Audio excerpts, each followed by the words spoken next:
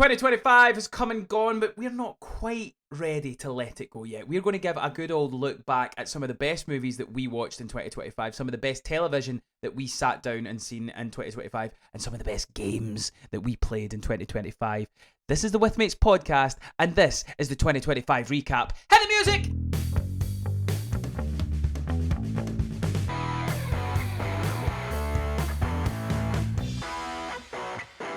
What's happening, trips, and welcome back to the With Mates podcast. My name is Andrew Grayson, your host as ever, and I am back happily with my maid of merry men. He is the Iceman. It's Josef Boone. A maid of merry men. Is that not right? Something of merry men. Band of merry men. Band of merry men. A maid of it's maid Marion. Band of merry men. I'm your maid Marion. Oh, if only. He is the smackiest of smacks. It's Polly Smack Paul. Did it? What up? Ready to smack some reviews in my new smacktastic super suit. Smacktastic indeed. And he is the triple barrel man, the fearless leader. He is our emperor. He is Craig Andrew Minnie. Yes, check that logo, lads. Love it. We love being the emperor. I'd love to be the Sheriff of Nottingham in this Robin Hood scenario. I think I'd enjoy that. Isn't he the bad? Oh wait, okay. Be good at that. Who's? Okay, Yeah, hang on. You're the tiger. Sheriff, You're the tiger before you ask. Don't point. Prince John. Don't point. 2026 is the year of no pointing.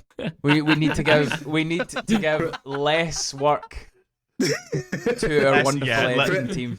Yes. Prince John, Sheriff of Nottingham, Joseph's Little John, ironically. Oh no, Andrew's Little John. Robin Hood's running through the fort. Well, no, because we need a fucking Robin Hood. So who's Robin Hood? Oh, that's obviously Joseph. Oh no, he's Maid Marion. Yeah, I'm Robin Hood. Yeah. I'm Maid Marion. I'm with Joseph. Yeah, that's it. There you go. I would like to put a little request out there. I would like either our lovely editors or one of you lovely people to. Oh no, the lovely people can't do this. This is one for the editors. When we're jamming out to no music, I would quite like that just as a raw video because I think it's hilarious that we just don't. There's no music to which we are just going. The new logo.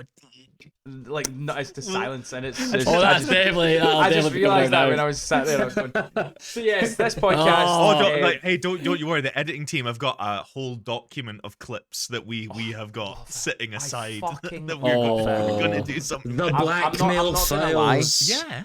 I'm not gonna lie, that shit is the stuff I've been waiting for. That's stuff I don't want to request because that's busy work. But I know you fuckers enjoy that, and that's what I've been waiting on. Is just you guys going clip because some of the stuff, man, that you come up with. Honestly, it's you lot are absolutely killing the game. But yes, we are back. At the beginning, we're just under a week into 2026, so it's the perfect opportunity to look into 2025. So the way this podcast is going to work, we're going to give you our top 10 movies, our top 5 TV shows, our top 1 or 2 games. We might not all have top 10, we might not have 10, we might not all have 5, but you're going to hear about a lot of fucking films, a lot about TV, and a lot about games and stuff like that. So lock and load, guys. Where do we want to start? Do we want to start games, movies, TV show? What are we doing? I think we go with the movies, right? Go big.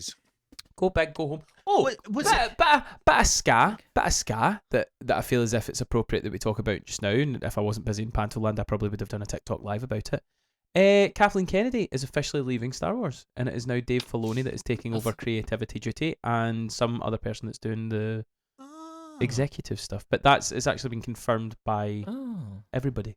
Okay, so that's interesting. I heard millions of voices crying out in joy as Kathleen Kennedy stepped down from her role. Right, Paul coming in strong with the hate. Yes, top 10 movies. We will each give you your 10s, 9s, 8, 7. We'll kind of. I'll maybe do it 3s. I think that's what we'll do. Give me your 10, 8, 10, 9, 8. Who wants to start things off? What movies made your top 10? Oh. Okay, all right. I got some ones for you. Oh, I love it. I also do have some special mentions. Should I do that before number 1, or should I just? Or no, leave them to the end. Just leave them to the end, just in case one of us have one of your special mentions, and you can bring it up while we're talking about it. Yeah. If there's movies that we don't mention throughout, because there's going to be a couple of films that I'm going to bring up that aren't in my top 10, but it's just because I've not had time to watch them yet. But again, you guys might have seen them, and we can kind of talk about them a wee bit if you guys bring them up. So, Paul, give me your 10 through 8. Okay, so coming in at number 10. You had to somewhat know this was coming. And I'm surprised it was as good as it was, even with the minuscule amount of Colin Firth that was in it. Bridget Jones, Mad About the Boy. Yeah. I don't hate it. It wasn't a bad movie, but it's not my top 10. Did you really enjoy it then? I did. As you know, I'm a wanton fan of the Bridget Jones series, and I thought it was a really good film, just probably inaccurately titled, since it says she's mad about the boy, and the boy's in it for all of 20 minutes or something. No, he's not. And it's actually Yes, he's in it for like 25 minutes, and then the teacher's like sorry, spoilers for Bridget Jones, but I mean, it's been out for a year. He's barely in the thing. He's in it for like 20 minutes, and it's all about the teacher. Should be mad about teacher. I did. When I went to see that, I realised like what peak comedy is to middle-aged women is just women getting embarrassed, like doing embarrassing, like dropping tampons or STD flat. Like I have never seen women in their 50s cackle as loud as like Bridget Jones embarrassing herself, and it was rather amusing. And you know what, Andrew? I was the loudest one in the cinema. So you know. Too funny, man. Go on then, give me your 9. Coming number 9. My list is a little. I like wrote the movies down and then ordered them, so my numbers are all over the place. Coming in at number 9. This one was probably the one most in contention for me. It's with one of my other special mentions, but I'm gonna go with Mission Impossible. Mission Impossible, purely based on the spectacle of the stunts. I remember nothing about the plot, nothing about what the characters were doing, where they were, what they were saying. I remember Tom Cruise jumping from plane to plane and swimming through a big ass submarine. Jargon, MacGuffin, jargon, MacGuffin, AI. That's the plot. Basically, those were fantastic stunts. A hell of a spectacle, definitely worth seeing, but I remember nothing else about the film, and that's why I've placed it as low as it is. And if you're interested in a full review of Mission Impossible, check out our YouTube channel, check out our Spotify list. We reviewed that in full. And we also have a ranked where we talk about every other fucking Mission Impossible. That was a fun ranked as well. That was good. I got very irate. Yeah, you just reminded me that was the worst part of that fucking film. That was so shit, man. I got incredibly irate. That was a hefty. I still stand by 2 is the best. I cannot stress the years that fucking series puts on me. Like, I get so angry at some of the stupid shit for proper. We'll be doing more. I got past this anger. year. I got past anger as well when we did the Batman one. Check out the Batman one. That's a fucking shambles and all. Fuck off and die. Nobody cares. Yeah, some omnishambles of a ranked. Number 8, Paul. Goodness. Number 8, I went with Novocaine. Good old Novocaine.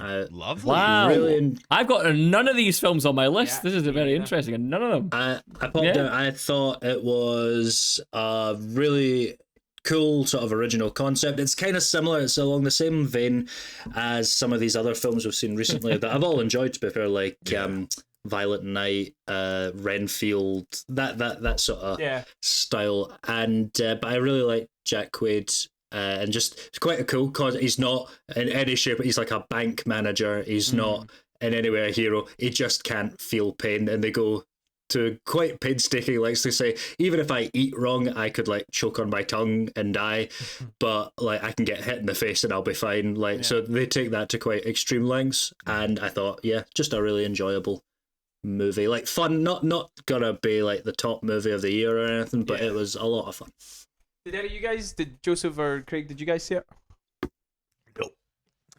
Yes, Novocaine. Yeah, I quite enjoyed it actually. I did that. I seen Novocaine. That was the time I was filming down in London. It was when I went and seen Death of Unicorn as well. So I seen Novocaine first, and I think my opinion of that movie was very much hindered by the fact I was exhausted and I seen it in 4DX. So I was like half falling asleep in the chairs, and then some stuff would happen, and I'm like, but mate. It was so loud.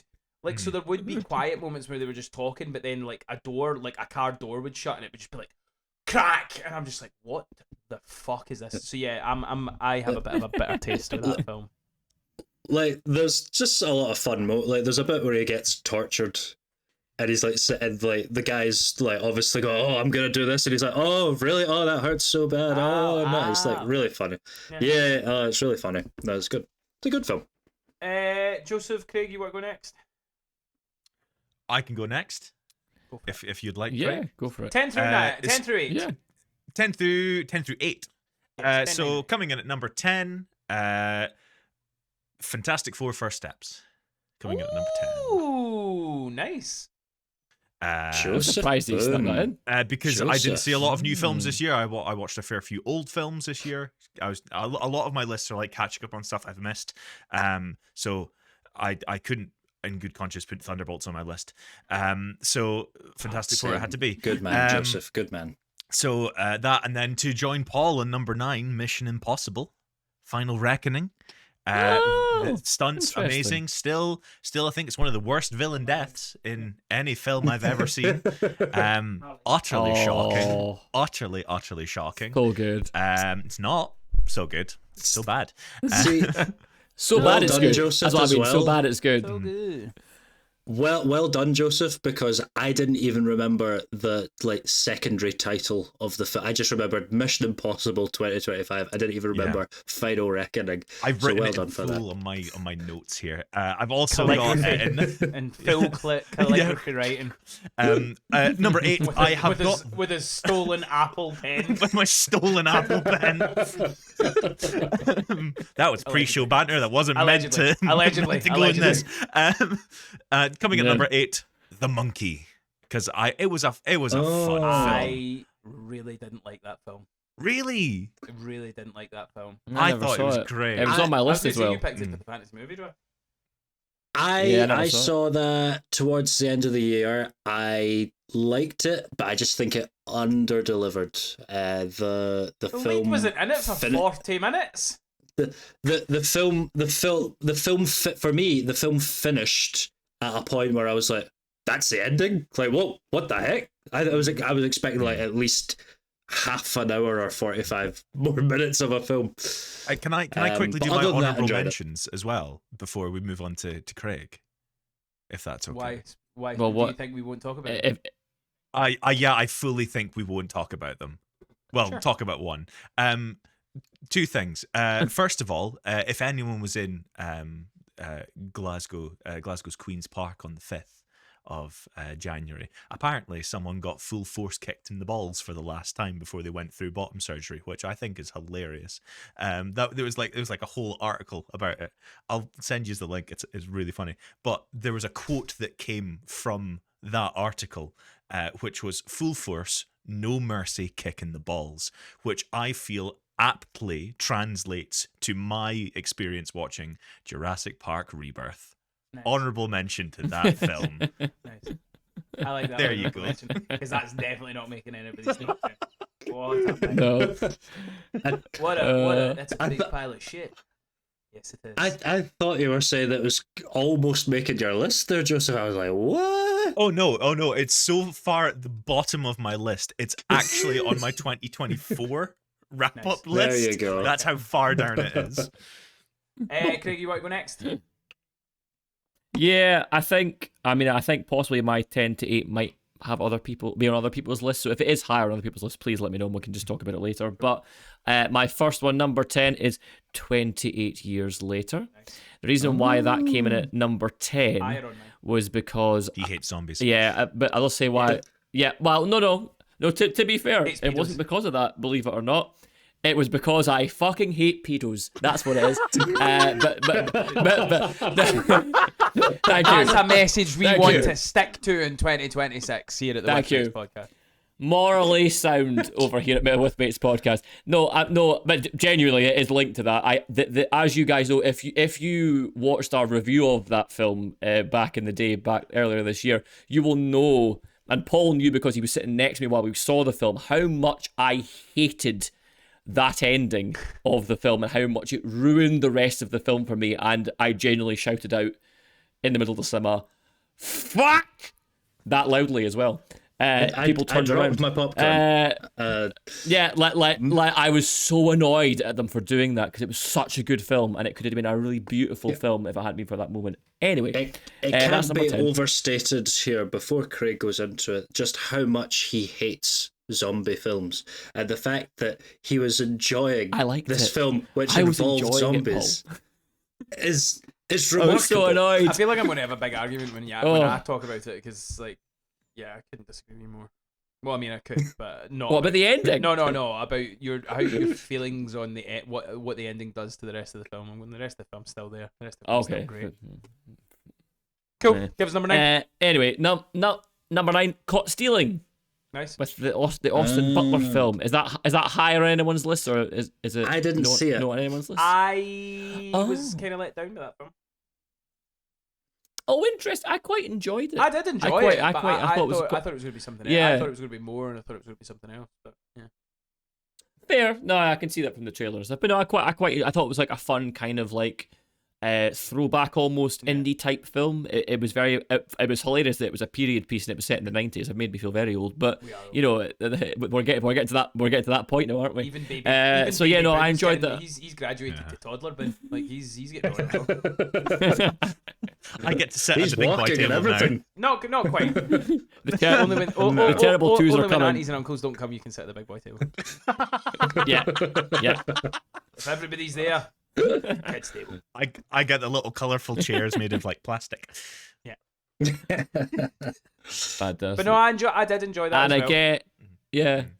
I enjoyed it. I thought it was a solid film. I thought it was very well made. I really enjoyed just how it all kind of spun out, and it was just very much like a kind of following along this guy's journey for like an hour and a half, and it was very much, as I said, a throwback kind of film that was quite entertaining.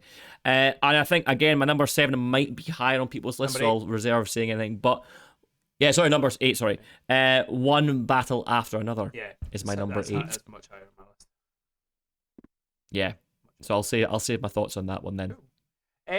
Cool. I'll go through mine. So my number 10 is the movie Companion. Don't know if you guys seen that. Oh yes. Fuck! I forgot about it. I need to. Oh no! So that's. I need to change that. That's my that's. Caught Stealing's gone. Fair Caught enough. Stealing's gone. I'm changing that to Companion. I feel as if a lot of shite movies come out in January. It's known as the graveyard for movies and stuff. It's like movies where it's like, just put it there because there's nothing else coming out. But there's a couple of wee gems in there. There's been one this year that we'll probably talk about eventually. The Housemaid with Sydney Sweeney and Amanda Seyfried. Very good film. Also the guy, I can't remember his name, but I want him to be Batman. Brandon Skelner, he needs to play Batman. He's fantastic. He's a really good actor. He's built like a brick shit house. He should be literally the entire time. Me and the missus were watching The Housemaid. I'm like, he should be Batman. And she's like, shut up. And I was like, yeah, but Batman. Companion. Lovely wee January movie. Jack Quaid. What a film. Very kind of weird. I don't think I saw that one.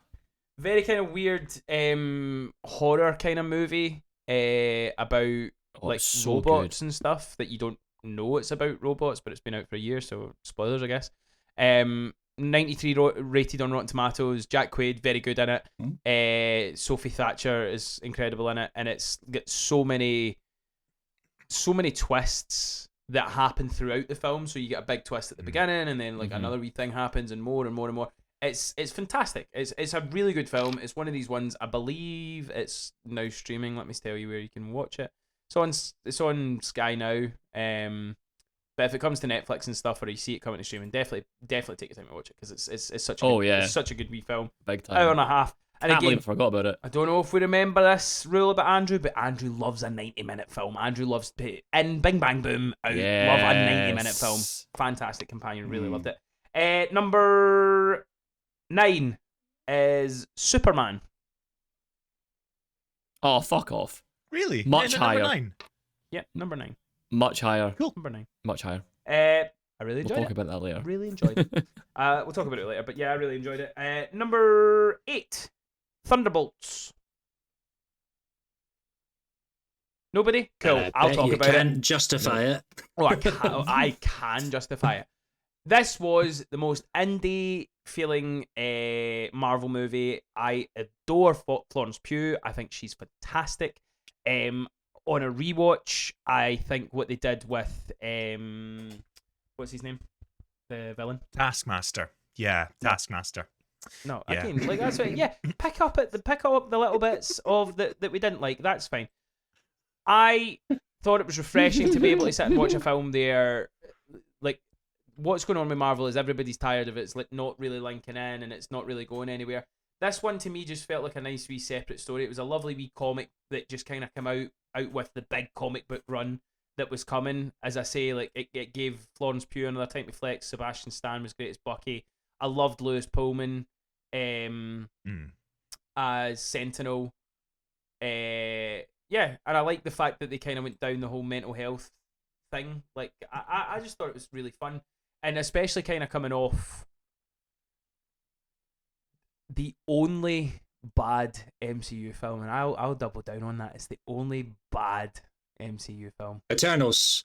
No, The Miss Marvel movies. No, That's- Thor that's Ragnarok. close to being bad. Not Thor Ragnarok. No, Thor but- Love and Thunder is what I meant. That again, Thor that is- Love and Thunder. that's not great. That's okay. No, Thor Dark World. Captain America and Thor Dark World's okay. There's redeeming features about all those films. There's nothing redeeming about Captain America. Yeah, I thought Thunderbolts was fun. I really did. I enjoyed it. I loved the chemistry between all these characters. I think a character like US Agent, I really care about him now going into Doomsday. Like I'm so Who? interested in that character. I think is it Wyatt Russell that plays him? Yes. Yeah, Wyatt Yeah. Russell. I think Wyatt Russell does a really good job. I enjoyed it. Like, to me, I went to the film, enjoyed it, left. I thoroughly enjoyed it. Can I tell you what I enjoyed more? Go on.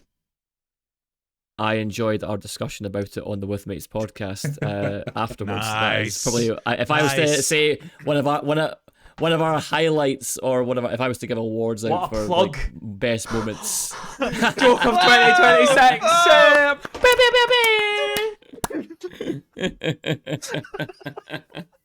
Look how Yep, if I was to give out awards, look how though, disappointed I my would- dog is in me in after that joke. Look at her side. I know, right? I can't fucking believe this guy. This guy feeds me. Yeah, it was a good discussion though. To be fair, I enjoyed it. Yeah, right. one of our keep- highlights of I'll last year, keep I would going. say. I'll give you my next three just so that we can we'll slalom it. So my number 7. My number 7 is Fantastic Four. It was my favorite comic book movie of the year. I really enjoyed it. I think some of the stuff when I was trying to make this list, I was like, I think I like the character and somewhat of the story in Superman probably more than the Fantastic Four story.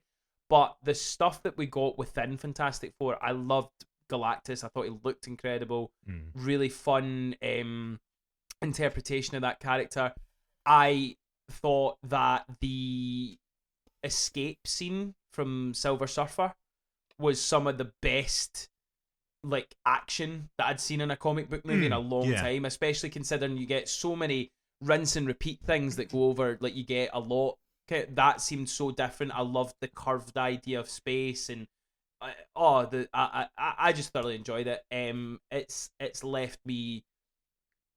I can't wait to see this team again. I can't wait to see what they do in Doomsday. Obviously, my big gripe with you guys, I think it happens in the Thunderbolts discussion where you're like, well, they've ruined Fantastic Four, and it didn't. Like, I loved the fact that we went in and watched that film, and I was like, well, everybody was wrong. We don't have a clue what's going on. I love that, and yeah, to me, I don't think it's one of the best Marvel movies, but I had a great time. I thought it was a great film. So yeah, Fantastic Four is my number 7. Didn't make my list. No, my- not on my list, I'm afraid. Number 5. He's yes, changing his no, number my six. my number 6 is Elio. Oh, 6. Oh yeah, I never saw it. Yeah, I don't Again, think on my any list of a movie people- draft. I don't think enough people seen it, and it's a big trending thing. If it's not a Zootropolis, if it's not Moana 2, if it's not a Toy Story, people don't go to the cinema to see these. Ali, come here. People don't go to see these animated films, and Harley it's doesn't a want to see the shame. film. She doesn't. But what happens is it comes to Disney Plus, and loads of people, like a lot of my mates have got like young kids and stuff, and they put it on and they go, oh fucking hell, Elio's great. I was in tears. I thought it was fucking brilliant, and I would highly recommend if you've got I Disney need to Plus, watch it. go and watch Yeah. Elio. It's a really sweet story. It's very funny. It's very heartfelt. It's very touching. It's a nice family feel. Thoroughly recommend Elio. Yeah, my number 5 is Black Bag. Fucking loved that film. Was Absolutely that the killed me. Michael Fassbender one? Yeah, killed me in Yes. the movie draft because I counterpicked it because I said it was either going to be a masterpiece or it was going to be dog shit. It was fucking phenomenal. Nice wee spy film, but if people have got it higher, we can talk about that a wee bit later. Craig, give me your 7 through 5. Again, I feel like I'm naming films that people are going to have higher, but I'll give it a go. Frankenstein. It's a film I've not seen it yet. I've not seen it yet. Really? I'm desperate to watch. I've not had a chance. I've been in Pantoland. Paul, have you seen it? Frankenstein, yes, I've seen it. Is it higher than 7 or 6 on your list? You can talk about it. It's not on Paul's okay. list. Yeah, well, it's number 6 for me. Paul forgot about it. So That's what he's trying to talk say. about it now, Craig. Go for it. Pop off. Yeah. I mean, I went in again not really expecting to like it. I thought that, you know, I was thinking, is it going to work the same? Is he going to work his magic again? Del Toro is, you know, are we going to get a fresh take on this, you know, thing that's been obviously done in various iterations over the decades and stuff. So I was skeptical going in, but I was thoroughly impressed by it. Actually, I really was. I thought that. One, Jacob Elordi's performance was fantastic. He was a standout. He hopefully will get some award recognition for that. I think he did. What he did in that fight. He won. Was that People's Supporting Choice? actor? Yeah. Critics' Choice? Critics' Choice. Maybe? Yeah, he won that. I think that's just, yeah. Last night, That's I think. good. I'm glad they started off the award season then. That's great because that'll be the rest of this year. They'll be getting awards in for that. But yeah, I think supporting actor, he'll get a few awards there. I mean, we had Oscar Isaac doing the Mark Ruffalo and accent, but it's okay. I know. I don't think he was doing a Mark that. Ruffalo accent. I think he was doing the poor accent he already did in Moon Knight. Remember that show, Moon Knight? Great show. I quite like Moon Knight. I like the concept of Moon Knight. Yeah. But no, I think it was a very well made film. I liked the way they told the story. It was very faithful to the book, I would say, in terms of how the story was structured, in my opinion. One of the best stage shows I've ever seen is obviously the National Theatre Live of Cumberbatch and Joy Lee Miller. I mean, that's a fantastic adaptation. But this was also very, very well done, and I think, illustrated the message behind the story very well. I would say probably maybe the best I've seen it done in live action, potentially, how they actually did the actual message. But yeah, that's my thoughts. Gents, anything to add? I'm really looking forward to seeing it. It was one of the things, I think Stranger Things kind of took up most of the time. Me and Rosie were kind of trying to watch stuff when it was coming out straight away. So I think there's going to be a night where we're going to try and watch Frankenstein. I've heard good things about it, so I'm really looking forward to watching it. Yeah, It's good. recommend. It's very good. Yeah, no, it's a great film. With I liked they were filming, and you can tell it's like right in the middle of Edinburgh because Del Toro loves Edinburgh. Yeah. I love You the can also tell sets, it's in love the in middle of costumes. Edinburgh because there's a lot of English people there. Yes, exactly. That's a joke I stole from my pal. That's not a Boone special. You besmirching my city's name. How dare you? Oh, Hey, it does a no. good job itself.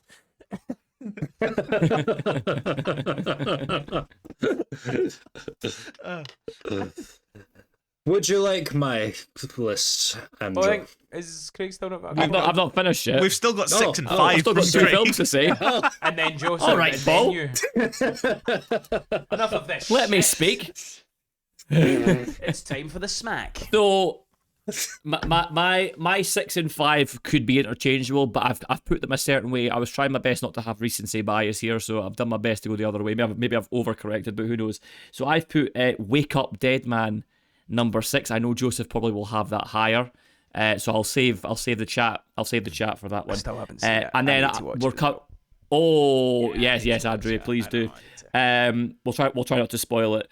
And then number 5 is same as you, Andrew. Is Black Bag. Nice. And Black Bag is one of my films of the year. I thought was a surprise hit. Paul, pipe down. Black Bag was. No, Black. I'm not besmirching Black Bag. I'm besmirching Wake Up Dead Man. I don't think it's as great as the hype. Wow. Oh, we'll get to that, Paul. We can tell you how wrong you are later. But Black Bag for me was again like Companion, a sleeper hit for me. It just kind of was like I wasn't expecting it to be anything, but then it comes out and it's just like properly well acted spy thriller that's very low key, very Tinker Tailor Soldier Spy. You know, it's very almost kind of slow horses in a way as well, actually, which is a very good show that I love. But yeah, I just thought it was very understated, very simple in its execution, but so effective. And the acting levels in the film, the writing levels, especially in like there's a dining table scene that Andrew, I'm sure you remember towards the end of the film, which is like stunning. Like the performances in that from each of the ensemble, the way it's paced and written is just phenomenal. So I think it thoroughly deserved. I think what did it get, over 90 on the movie draft or something? So I think it thoroughly deserved that. And I was very happy to have it in my picks for sure. Nice. Now, Andrew, are you ready for me? Joseph, what have you It's got? me first. Number 7, Frankenstein. Nice. Number Nice. 6, I know it came out 2024, but I only managed to see it in 2025, and that is Nosferatu, because I didn't get a chance to see it till then. I knew it. I knew it. I did call it. Yeah, I called it. but that's I've got your number. That's not the movie I was talking about, Mr. Sterrett. I've got one that on my list that technically came out 2024, but I only saw it 2025. Is that fine? You should be expunged. No. It's your list, mate. And he's coming in got at number two 5, So you've got two 2024 films on here. there's a 2024 film that's right at the fucking top, boyo. Oh, jeez. I'm interested. Controversy. And number 5, Superman. Nice.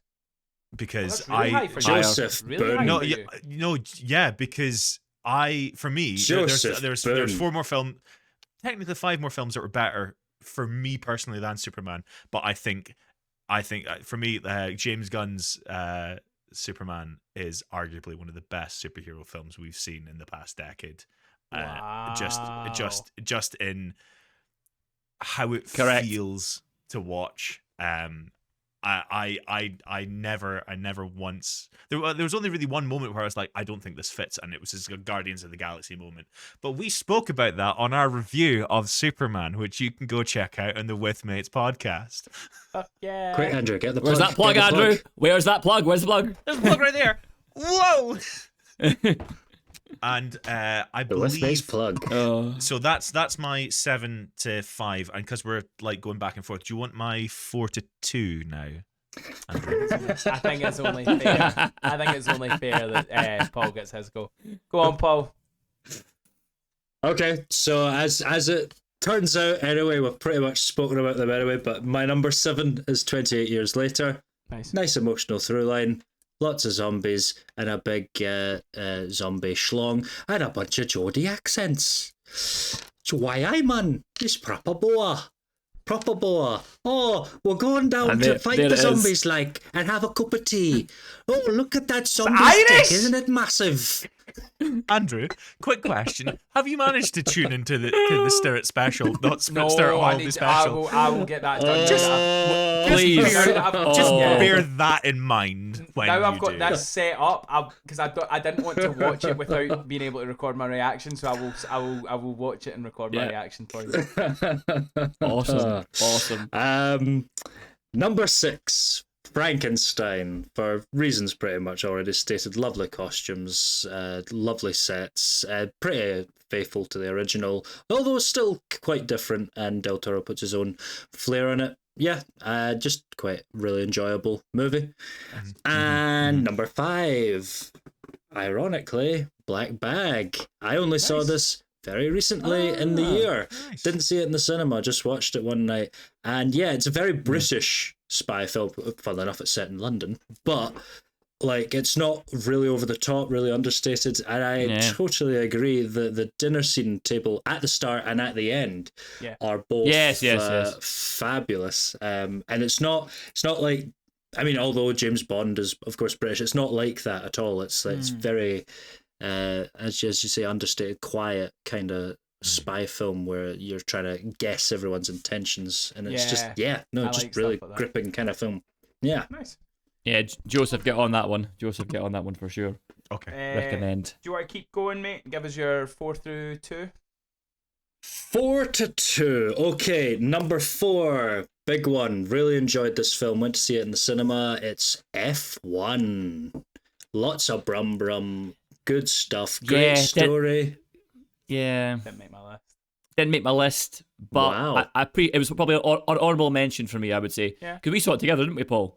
I think we did. saw it. Oh, did Andrew, you were there as well? They No, held I never- I hands, can't remember if you were there too. They cuddled. It's after. Yeah, it was lovely. That's was what I nice. remember, not the film. I remember the hug afterwards. I would never. we cuddled during as well. It was nice. But F1, good, like, sort of solid veteran story. He comes back after a long hiatus. Brad Pitt, best I've seen Brad Pitt in a while, and he has really good chemistry with I forget the other actor's name. Damson Idris, our new Black Panther, Andrew. Has it been There That's confirmed? you the go. rumor. I think it's pretty much confirmed, but it's still technically a rumor at this point. Yeah, Love I it. think it'd be a good choice. It'd be a good Yeah. choice. But yeah, no, just for me, really enjoyable film. Number 3. Well, there had to be one on here, didn't there? So number 3, this might surprise you, is of course Sinners.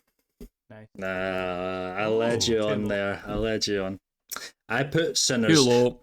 As We'll as talk about I've that said, as you will see on our discussion on Sinners, which I'll plug that episode because we discussed it at length, and I would say Andrew gets the most irate I've ever seen him. Because it's the stupidest fucking take. Like, we've had some dumb No, fucking actually, takes. no. There's 2 people that No. have songs on here about the No. stupid fucking takes, and then you I'm one of them. trumped it.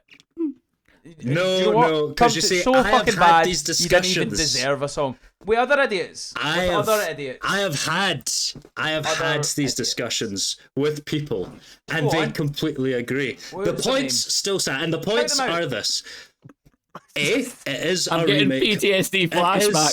is, I'm it is a getting remake flashbacks. of From Dusk Till Dawn. It's got better Got an issue with acting, I have It's an got- issue with that. but Get it to your is dumb point.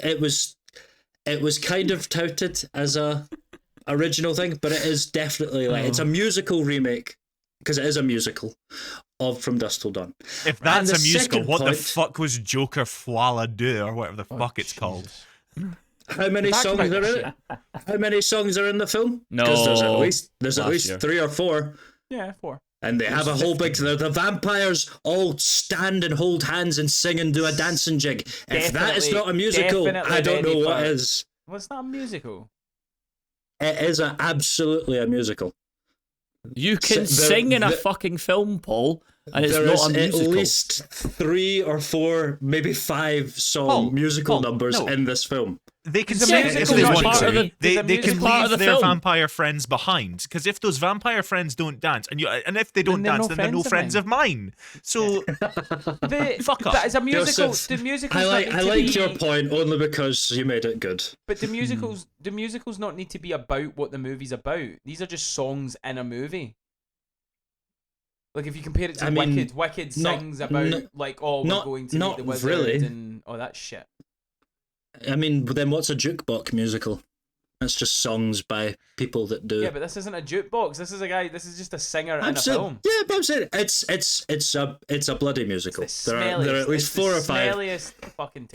That's not Joseph, even that's let's not go. even my big Joseph, one. The big one Joseph, is, we need to and go. this is the point. This is the point that most people agree with me on. don't. Is that this? Yes, they do. Anyone I've spoken to agrees All right, with me all on right, this Donald point. Trump. So, All right, the Trump. point. Most The most point- people, most people agree. I have all the correct opinions. Your opinion doesn't matter. I am the best Sinners watcher. I would love to I'm going to someday, be like when going we. all Good around people. Sinners, okay? So, Paul, the before point you is, continue, there's- Paul, I would like when you finally get a new microphone, can you like set your old one up outside your room when you record, just so we can hear the muffled, just like tones of you getting angry about an opinion that no one else has, please. I'm They still waiting on all these absolutely people do. that agreed with him.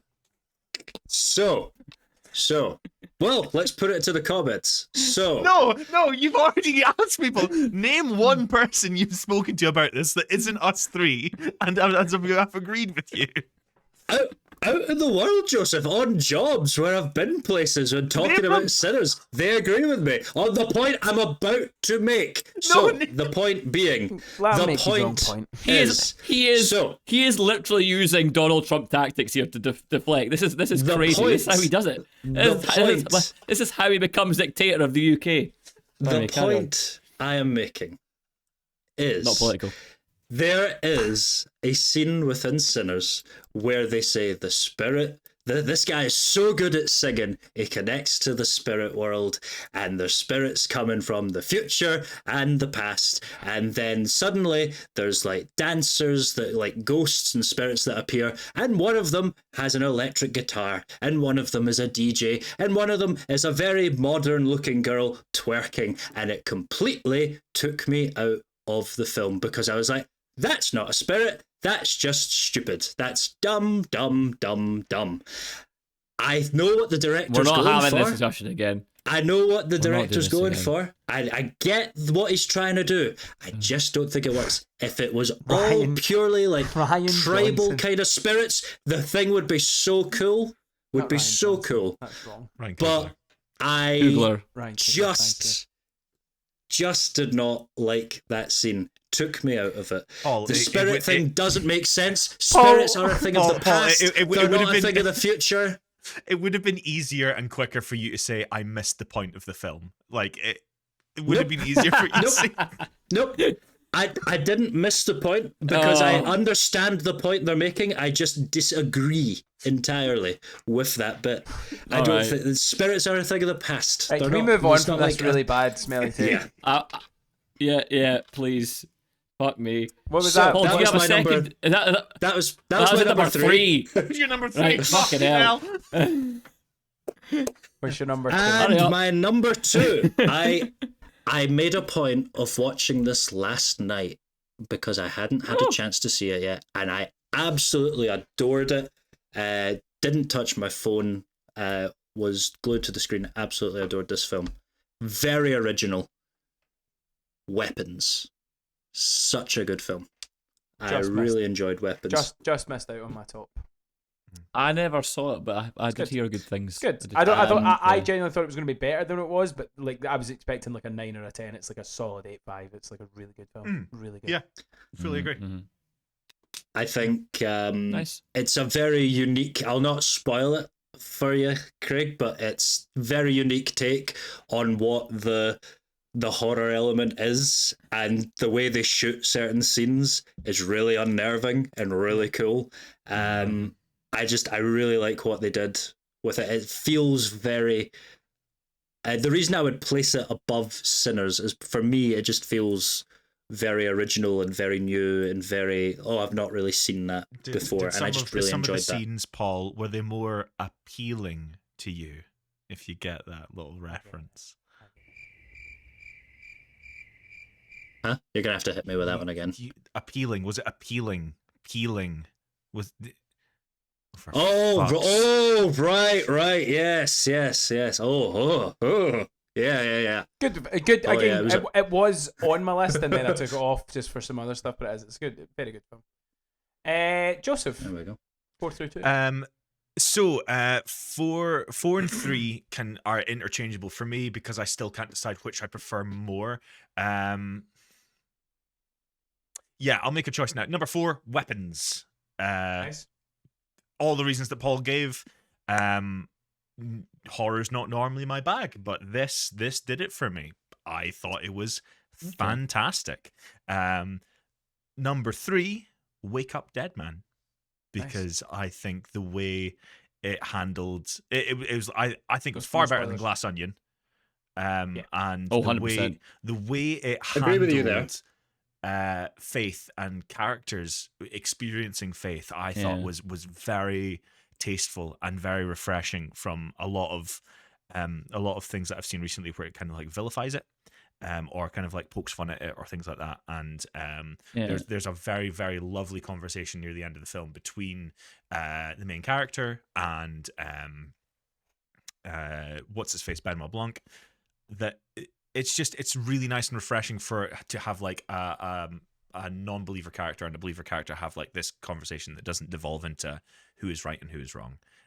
Very light, very nice. Yeah. I thought it was lovely, and honestly, as I've said to Craig privately, holy shit, Glenn Close, holy shit. One of the best performances I've ever seen. Yeah, it's stunning. Fucking phenomenal.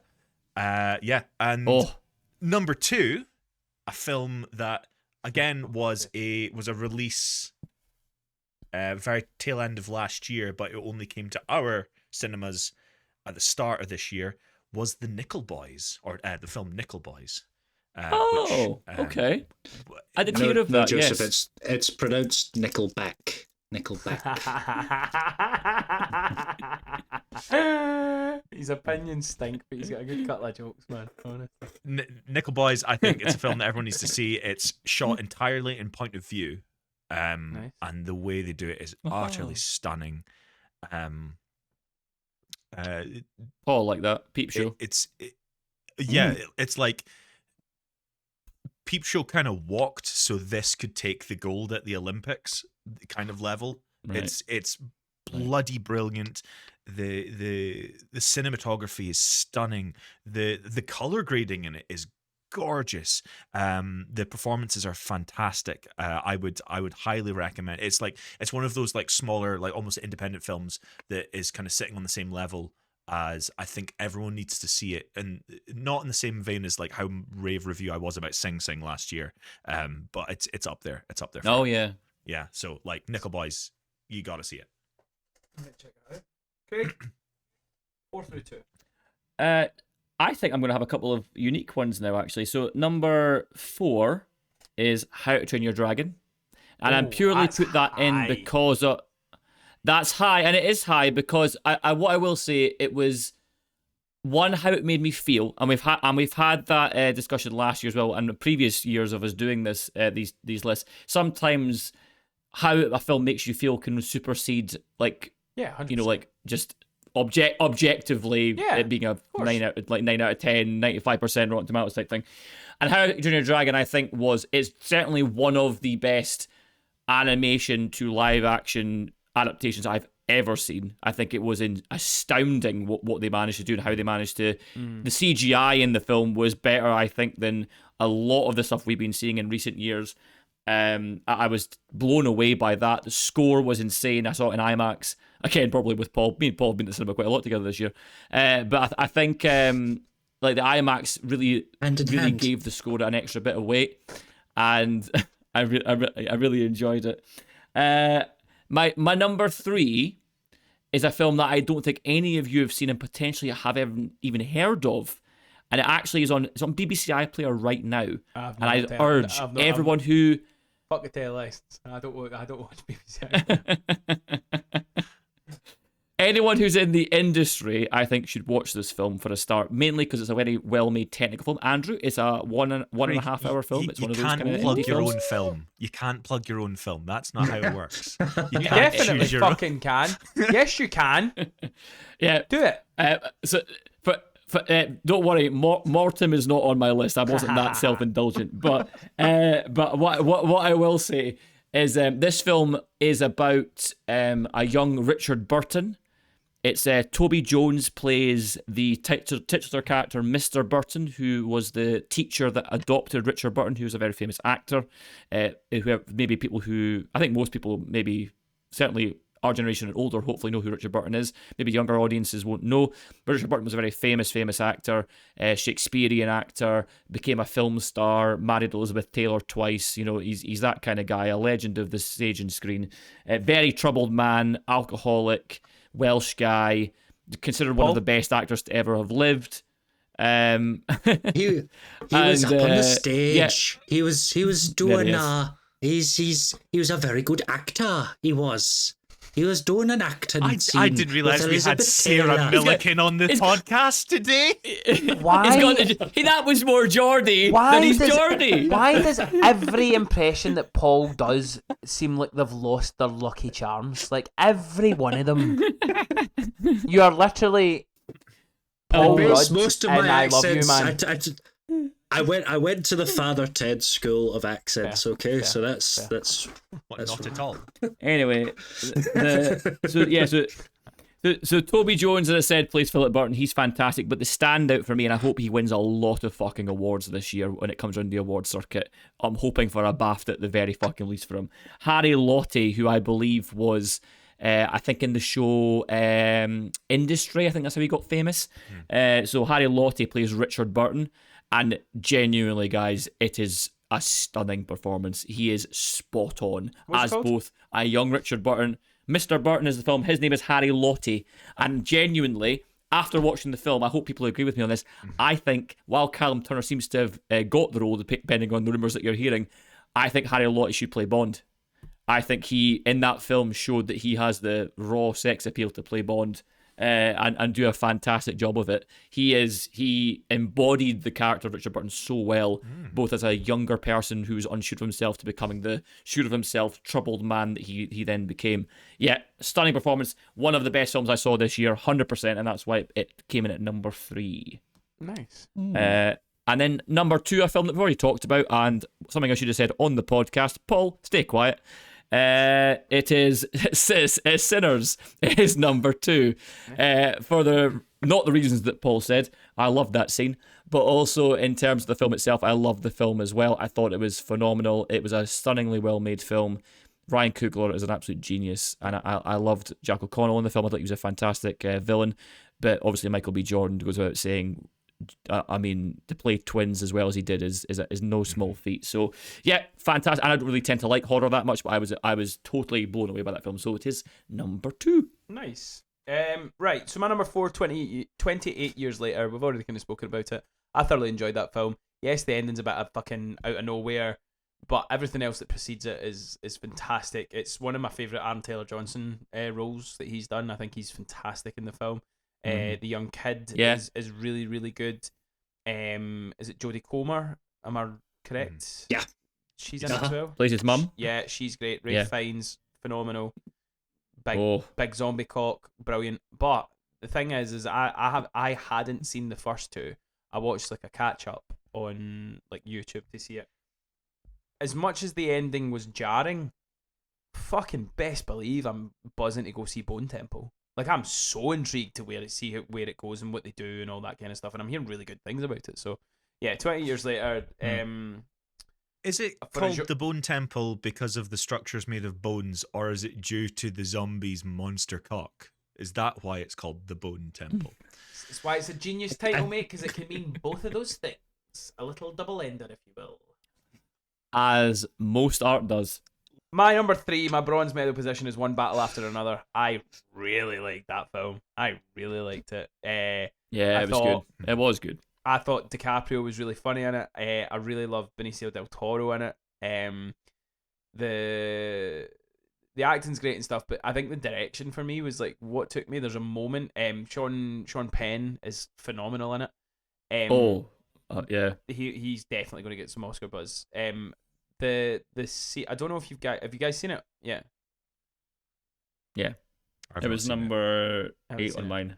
So there's a scene where it's just a car chase, and it's so simplistic what it does, but the anxiety and the fucking tension that it builds with how it's shot and the way it does it and the timing and stuff, so good. It's a very long film, so it did lose points for that, but yeah, thoroughly recommend it. People need to watch it if they're into it. My number 2, which would be normally my number 1 on the list if it wasn't for this other film, is the Scottish movie I Swear. I fucking I know. I still need to see it. It is so fucking good. It's really well acted. It's based on a true story. Harley, stop trying to come in here. I'm talking about I Swear. Based on a true story. It's based about a young man that had Tourette's and his real life and all the amazing things that he did and how he suffered and stuff. Look, there's a wonderful actress in it who I believe is Irish, and her Scottish accent is not the best, but that's because I'm Scottish and I'll hear that anybody else, American, English and stuff, will think it's a very passable, and it's not terrible, but it's like, for my ear, it was the only thing that I could kind of fault this movie for. But the performances, the story, it's just a fantastic film. Craig, you've talked about your Mr. Burton film. Yeah, but it's similar vibes. Yeah, it's not winning anything, because this film is going to fucking clean up the BAFTAs. And if the Oscars wasn't about campaigning and money, it would clean out the Oscars, because it is such a well-made, lovely true story, very heartfelt. Cannot recommend it enough. It is fantastic. Yeah, I believe I auditioned for the part of Peter Mullen played, but Peter Mullen, well done, mate. You earned that spot from me. But yeah, it's a fantastic film. It doesn't matter if you're Scottish or not, you should watch it. It's so good. My number one is Sinners. Because Sinners is the best made film this year. It is the film that I will use as an example now of a 10 out of 10. For me, a 10 out of 10 doesn't mean it's perfect, but it's as close to perfect as possible. The scene that Paul really hated was one of the biggest reasons why I loved it.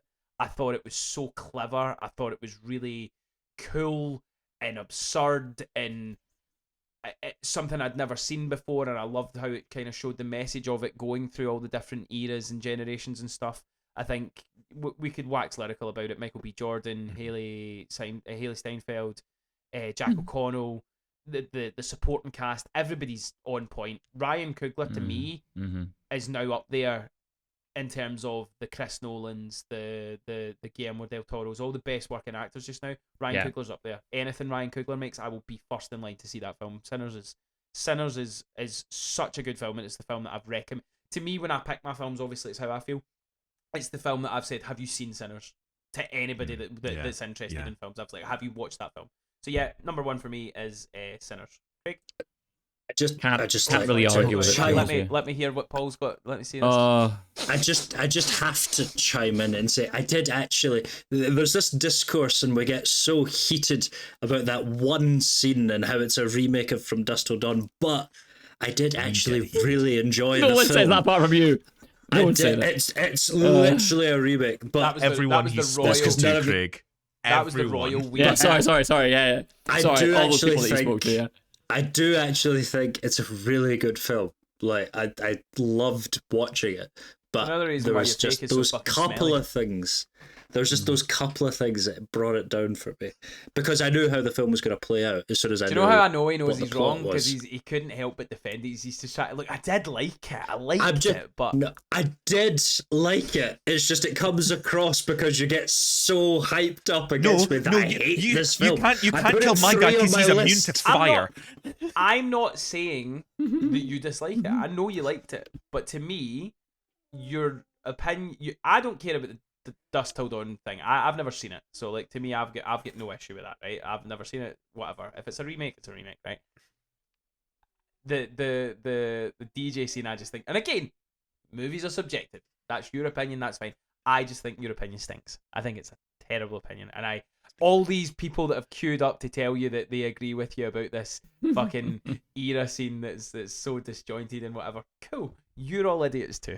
But thanks for subscribing. We appreciate it. Most of them are our subscribers, so good on, good chap. Just in the chat, just Team Sinners or Team Paul. That's what I need to know. Team Sinners or Team Paul. Yeah. Team Sanity or Team Paul. Craig, what's your number one of the year? Team Smack. Team Smack. There you go.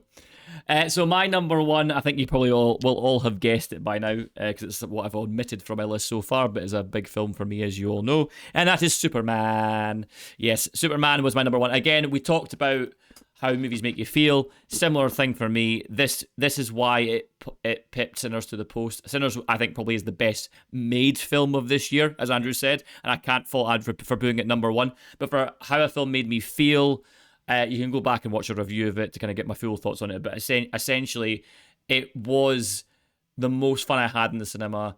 It provoked the most amount of emotions in me this year. I loved the message of hope it had. I thought David Cornsweet is born to play the role. I thought, more importantly, Nicholas Hoult was born to play Lex Luthor, and I was so happy I was so right about that casting choice, because I called that, and I was buzzing when he got cast from his performance in The Great. I was like, yes, that man needs to play Lex Luthor. He'll be a fantastic villain. So yeah, that monologue he gives at the end will stay with me forever. It was fantastic. So yeah, Superman is my number one of 2025. Nice. Paul. Mine is probably going to really surprise you. But funnily enough, Craig, I can't fault you on your reasoning, Craig, because I am also basing this off of how a film made me feel. And this was Superman. by far my Superman. most enjoyable film experience at the cinema of the year. We went to go see it in IMAX. It was a fantastic experience. I wasn't expecting to like this film as much as I did. Superman. Yeah, there we go. But I walked out of it with a great big smile on my face, and I felt great about it. And I won't go into too much because we've actually already brought it up. It's actually How to Train Your Dragon. Yeah, I knew he was going to say it. Yes, Paul. Yes, Paul. No, I remember. I remember how buzzing he was about it afterwards. Yeah, no, that makes sense. I was in a good. I can't fault that.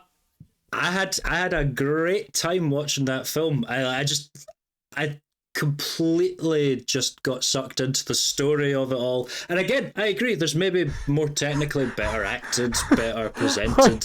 Why don't you like Sinners? Whatever films. He What do hates you Sinners mean? because it's a remake I of do Dust Till like Dawn. Sinners. Because it's He a remake of loves Dust How Till to Train Dawn, Your but he Dragon loves 'cause How it's- You Train Your Dragon, even though it's a fucking shot-for-shot remake of a fucking It's better the- animated film.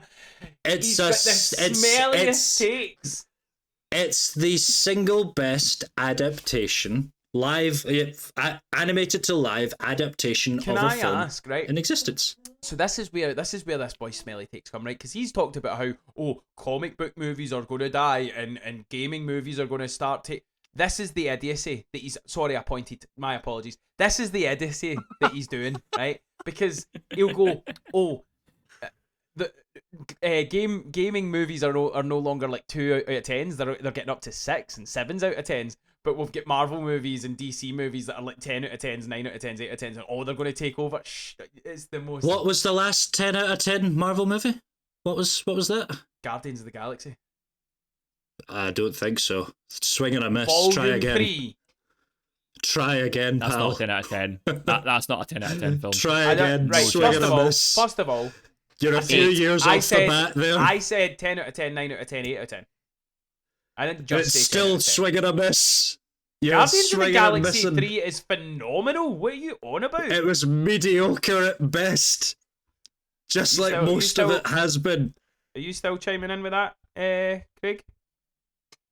No, I thought it was an 8 out of 10, to be fair. It's fantastic. Anyway, continue your smelly take. I thought single best adaptation, live to like, because most of them again it hit harder because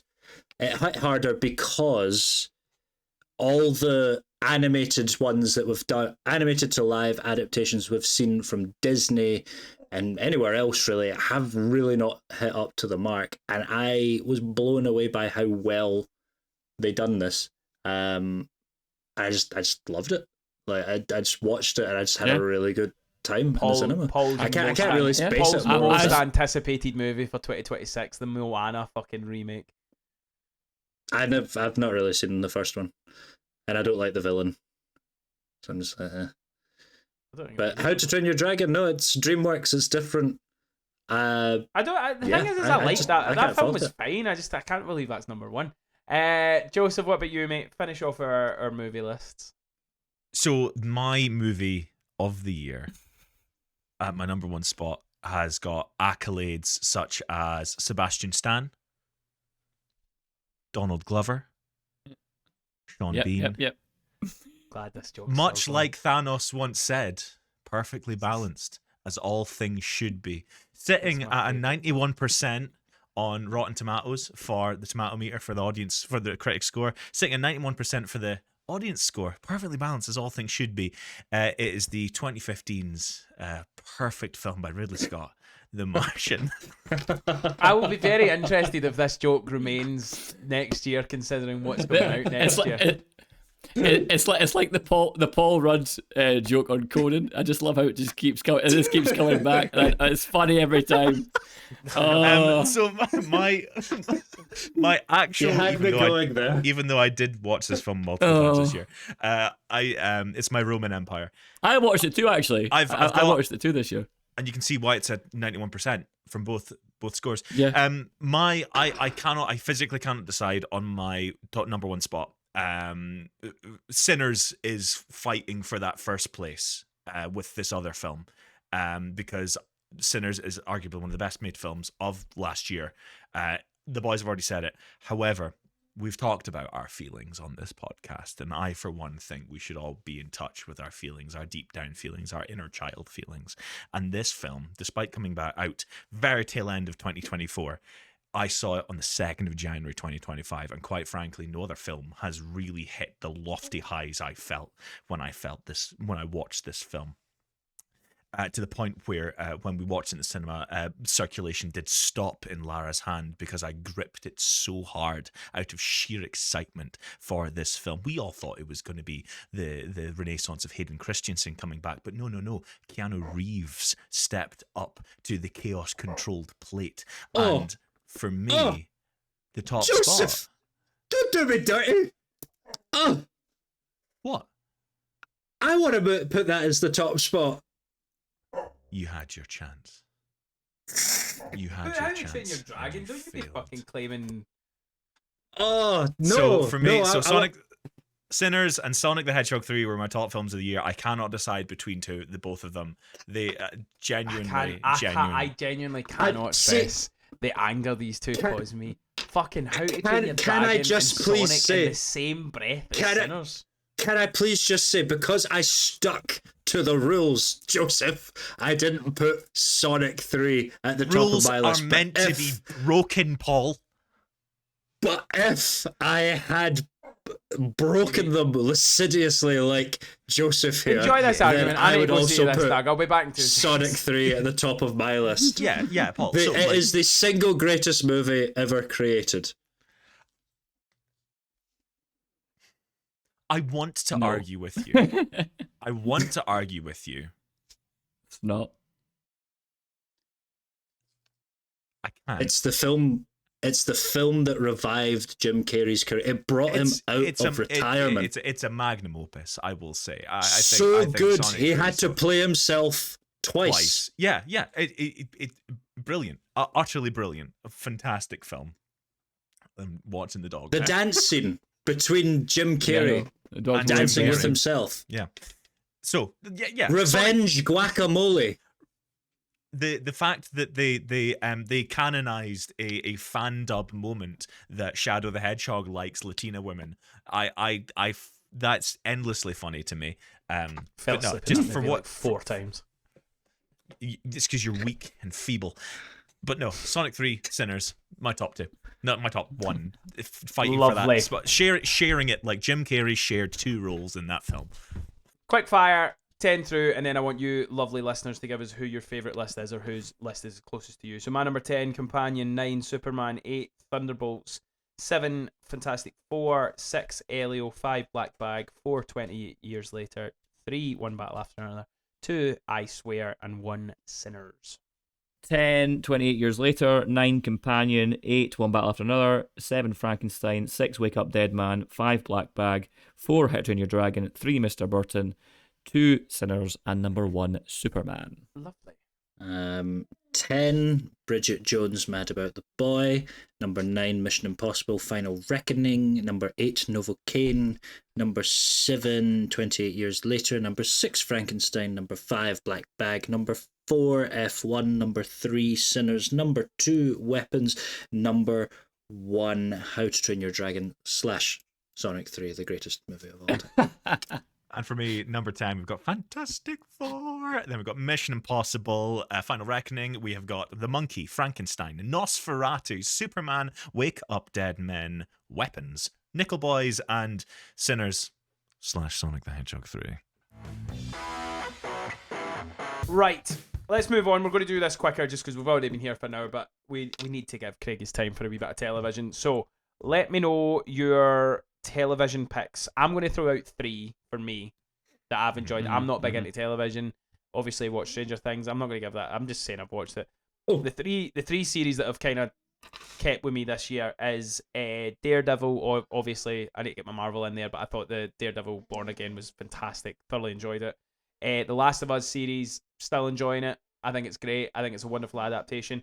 And then the one from the kind of a random one is The Studio. I thought The Studio was so good with Seth Rogen. I think it's Apple TV. It was one of my favourite ones. Sorry, did Andrew mispronounce Severance there? Fuck Severance. It's shit. No, we're. It's So I dire. just- I was hoping it made it. They I was were hoping on it made side it. for you with Sinners, Andrew, but you've lost them Hoping it was now. going to make it. I didn't even finish the fucking series. It was baffling. You've lost them now, Andrew. I've got 5. Oh. Yeah, go for I've it. got Paul. 5. I've with 2 special mentions. By the way, here's me just rattling off I forgot to do my movie special mentions. Ballad of a Small Player, Colin Firth, really good. Flight Risk, Naked Gun, and The Roses. Those were my movies special mentions. But special mentions. 2 horrendous for- ones in there, but okay. Flight Risk was fun. Of the year, Yeah, it was a good plot. It was fine. So The Roses was shit. special fucking mention, Peacemaker and Mobland. Yeah. They didn't quite make the cut, but Mobland was really best thing I've seen on Paramount. So if you get a free subscription to Paramount, watch Mobland. Tom Hardy, Pierce Brosnan, and Helen Mirren. Nice. Go for it. So starting at number 5, I've got Adolescence. Not like what I would the greatest thing ever, but I thought it was so unique and different that it deserved like a spot. It's worth watching at least the once. Number 4, All Her Fault. Anyone see that? Only me? Alrighty Only then. you, but I heard it was good. It's Shiv from Succession. I forget the actress's name, but she was really good. Basically, the plot. Sadie she Snook, goes. I think. Yes. Sarah, She, Sarah Snook. Sarah Snook, yeah. She goes to pick up her son from daycare. It's not one that she's been to before. It's like all arranged through like the sort of school network. She goes to pick up her son from like a nanny daycare thing, and then the nanny's like, I've not got your son. I don't have any child by that name here. And they try to find what the hell happened to her son. It's really good, full of twists and turns. Number 3, Daredevil Reborn. I was pleasantly surprised by this. It's the only superhero Marvel thing I've got on the list. I was pleasantly surprised that it was of a similar standard to the Netflix one, so I was quite pleasantly surprised by that. Number 2, Mighty 9. I thoroughly enjoyed this, and I thoroughly enjoyed reviewing it. It was a fantastic little Why are series you that I shocked, am Craig? so- He gave it a 10 out of 10.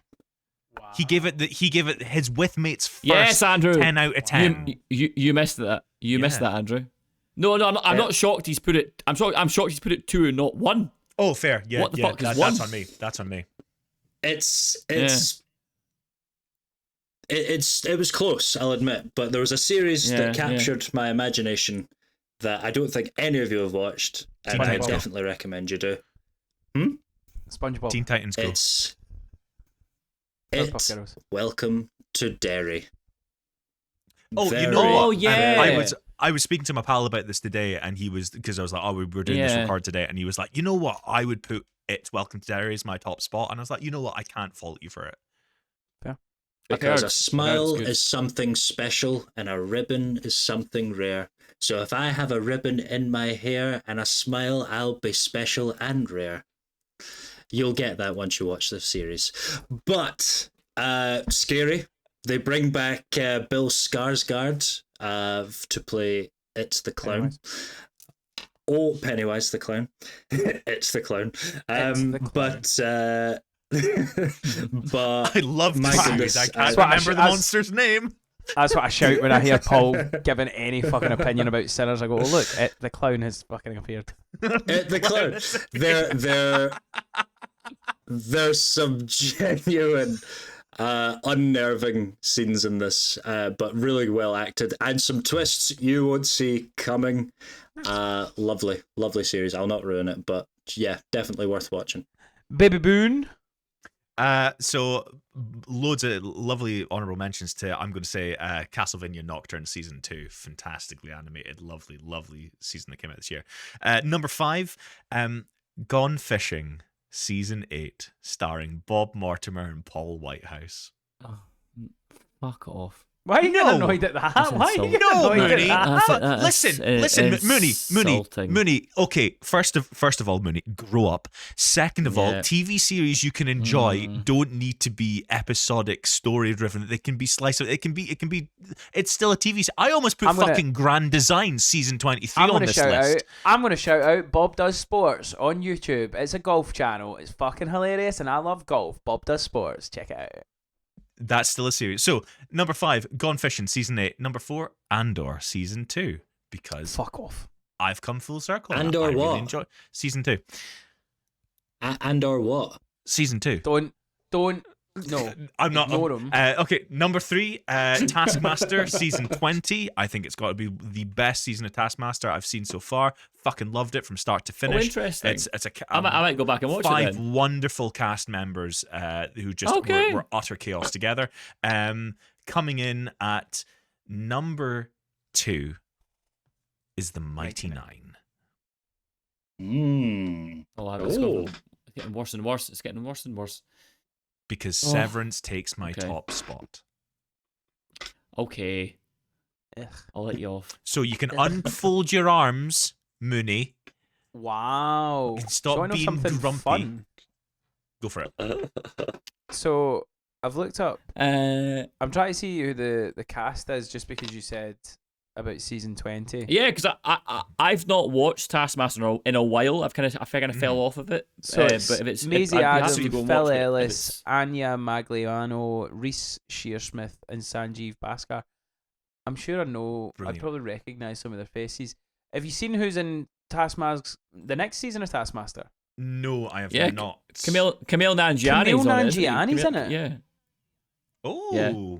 Oh, here, by the way, I'm going to watch Well, because that. they had They had Jason Mantzoukas. Jason Mantzoukas. Yeah. Season 90. He's fantastic on it. Amy Jen- he was Gledhill, funny. Armando Iannucci, Joanna Armando Page. Iannucci. Wait, Yeah. Armando Iannucci's on it? What? Yeah, Joel Yeah. Dommett and Yeah. Camille Nanjiani. Oh, I'm defo watching season 21. Holy shit. Good shout, Joseph. Wow. Yeah, Taskmaster, brilliant. Yeah, but so for me, like Mighty Nine and Severance were fighting for top spot. I think for me, Yeah. the enjoyance what I enjoyed about Mighty Nine was watching you two watch it. That's what I really loved about the series. Watching, not you two. Have you watched it yet, Andrew? No, I'm not going to watch it. It's fucking dumb.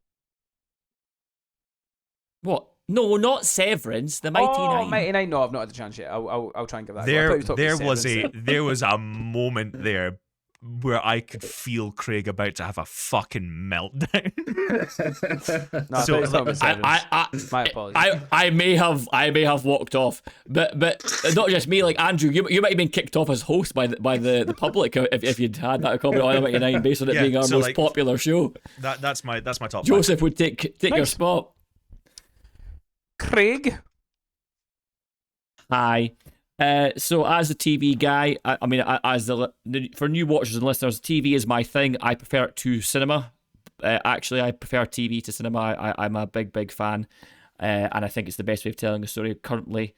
However, cinema has made a big comeback for me this year. I must say, and I think next year is going to be pretty. Oh, sorry, this year, sorry, it's going to be very cool as well. So you never know. But for me, honorable mentions: Peacemaker, Andor. Slow Horses. This season of Slow Horses was fantastic. Back on top form again. Highly recommend watching Slow Horses, guys. Then sticking with the Apple TV, number 5 was The Studio, as Andrew's already said. Great Thought it was show. phenomenal, really funny. Loved the way it was shot. Fantastic. The episode The Oneer was Very meta genius, as well. meta and genius, but yeah, at the same time. Number 4, I tried not to do this, but I couldn't not put a season 2 of a show in the list. I want to try and pick new shows, but Gen V Gen V. No, Daredevil didn't make my list. Sorry, Daredevil was another honorable mention for me. I wasn't too hot But, on Gen V this year. I thought it was good, but I thought Gen V was great. I loved Hamish Linklater as the villain. So I'm gonna put that number 4. Number 3, the show I've been banging on about for the last fucking month, guys. Last Samurai Standing. Jesus fucking Christ, everyone should be watching the show. It's got a load of nominations recently. It is a Japanese Game of Thrones. It is. Oh, it's amazing. If you like Shogun, when you first mentioned you're gonna that to love us, Last Samurai Standing. I was like, when you told us what it was, I was kind of hoping it was like a Takeshi's Castle kind of thing, and I would have watched it. If it was more Takeshi's Castle, I would have watched it so much sooner. You'll all like it, you see. This is the problem. I know you'll all like it. Castle. Paul especially. Like, Paul, it's like your show times 10, I would say. I loved Shogun, Number so... 2. Yeah, exactly. Number 2 and number 1, obviously, like Joseph, are fighting it for top spot, but I've gone the other way. I've put Severance as number 2. Wow. I think that Severance, I think the only reason why I put it number 2 is, again, because I was rewarding new content or new shows. And I think because Severance was season 2, I've kind of given the edge to Mighty Nine, but they are so close. They're both 10 out of 10 shows, in my opinion. Severance season 2 was phenomenal. Yeah. Best made show of the year, 100%. But the Mighty Nine, again, for feelings and emotions and stuff, I love the Mighty Nine. And as I say, I'm giving a wee homage wearing my Dimension, I know it's Dimension 20, but D&D Christmas jumper. I'm wearing it in honor of the Mighty Nine. I can't so I didn't get to wear it on the Spirit Special. Craig, cannot fault you. It's like, so for the reason I was dabbling with having Mighty Nine at the top, for me, the Mighty Nine is sitting in my head as like a remake for me, because it's an adaptation, you could say, of a campaign. And I think having like an adaptation at the top spot on your list, it just feels weird to do. I just don't think it can really get there for me. It's not right, is it, Paul? No. 9. He didn't pay attention to any. Were you not listening? He was not listening whatsoever. I was looking at episode ratings for it there. I was just double checking to see how it was. Justify his opinion. He wasn't even looking up what you were talking about. He was going, my list. My list. Yes, I was right. Lovely. I was right. Well, there you go. There's a big list of movie shows that you need to watch. I think the common denominator, you had Severance and Mighty Nine. Daredevil was there. So yeah, definitely a lot worth watching. Right, we're going to do a quick roundup of a couple of games, and then we're going to have a couple of shouts for what they're most anticipated for 2026. So, game-wise, Paul, take a seat. Xbox don't do games. Craig, you can do the same joke as what Joseph's been doing and talk about something that came out in 2013. Because you don't play fucking games. Oh, no!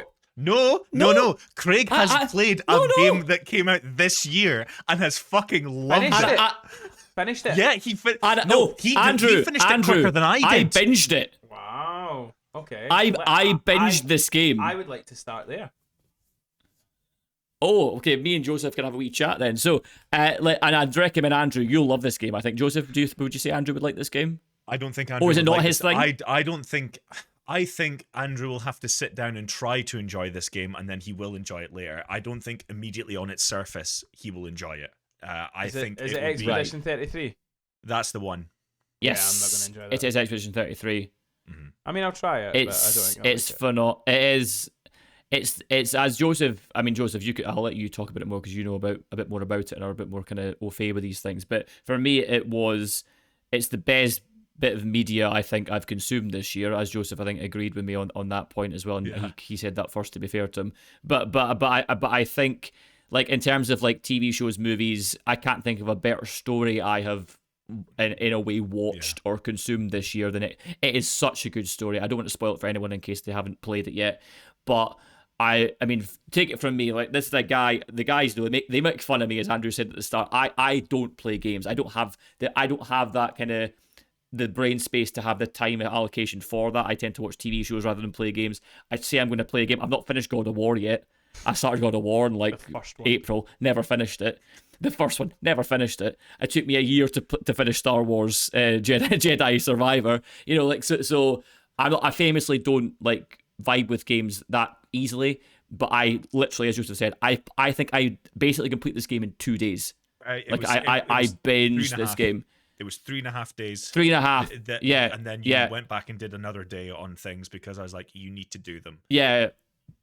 I need to go back and do some other stuff. Yeah. Before I finished it. It's because Craig, you currently, like, for your gaming career, essentially what you've been doing is you've been having turkey dinosaurs and chips most nights, and then someone puts down a beautifully cooked sirloin steak in front of you, and you were so hungry it didn't touch the sides. That's what games can be, man. Expedition 33 is as close to my game of the year as it can possibly be without me betraying everything inside my moral core for being a Hollow Knight fanboy. It's so fucking good. I'll give it a go. It doesn't look like it's my cup of tea, but I will give it a go. I've just added if you can try it, fucking go for it. Try it. Because even if it's just for the performances given from Charlie Cox, from Ben Starr, from Jennifer English, fucking Andy Serkis does a tremendous job in it. It is beautiful. And the game's phenomenal, utterly phenomenal. And the fact that the dude who composed the soundtrack, they found him on SoundCloud and he hadn't done anything like that before. They were just like, the music is the music is beautiful. The score. I've not really got anything to play just now. I probably don't have anything to play until fucking October anyway. So. It's so good, so good. Any other games? Wolverine, is it? Oh. I would like to give a shout out to what's the game? The Joe play game. Split Fiction. Split Fiction. Split Fiction is a wonderful game. It is so much fun. The different, like, the story's fine. But in terms of, like, the gameplay and, like, how it, like, some of the different kind of things that you get to do in it, like, it's like 18 games in one with, like, all the different ways that you're playing and stuff, and I can't commend the production team so much. Like, it was so much fun, and every level and everything that we would do just got more enjoyable. Did you play It Takes Two? I did. I've never finished it. I'm probably going to try and play it with the missus because I want to platinum it, because I platinumed Split Fiction. So I kind of want to do the same way It Takes Two. I got close, but I was playing with my mate, and I could only ever play for like 30-40 minutes, so it just got, and he's got a wee kid, so it was like, great, we can't do this anymore. But yeah, I loved it. I thought the gameplay was so fun. There was one where it was like you had like an energy thing, and you had to throw it to, like, your partner and stuff. But we were trying to get the platinum, so you had to do it in, like, X amount of time or X amount of moves, and you had to do it without dying, but you had to do every stage of it. It was so much fun, and literally, like, playing on the headset with my mate, it took me back to when I was a teenager. And I want to shout out Ghost of Yoti. Ghost of Yoti is phenomenal. It's a game I would recommend Craig and anybody else that's got a PlayStation to play. Ghost of Tsushima. Craig has to play that first. Yeah, play Ghost of Tsushima first. Oh, yeah, I know. It's what PlayStation's I know. But it's what PlayStation's really good at, though, is where it's like it takes an original concept, it takes an original game that everybody loved, and they go, right, let's polish this. Let's give you an extra wee couple of bits here. It's essentially the same game with a different story. I think the story's more grabbing in the Tsushima rather than Yoti, but I loved the character. I loved Atsu. The fighting styles and the different weapons were so cool. I got the platinum on that. It took me 60 hours, but I was fucking loving it. It was like, nice. I got to a point where I was doing everything before I was finishing the main storyline, but it was so enjoyable to me. Ghost of Yoti and Split Fiction are my two favourite games this year. I've got 5 top games of the year. Go on. Because I'm big on gaming. So I've got fantastic DLC for Lies of P came out. Lies of P Overture. It was tough as nails, but so rewarding. You have got it. Yes, it did come out in 2024, but we played it like in the first couple of months of this year. Can't put a year on, Joseph Bin.